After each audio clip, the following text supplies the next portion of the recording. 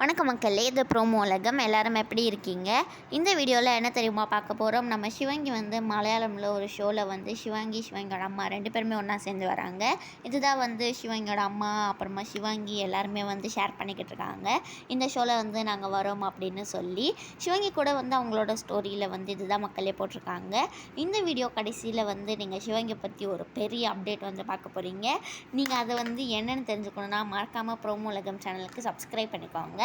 சிவங்கி இன்னைக்கு குக்வித் கோமாளியில் தர்ஷனுக்கு பர்த்டேங்கிறதுனால அவங்களுக்காக விஷ் பண்ணியிருக்காங்க.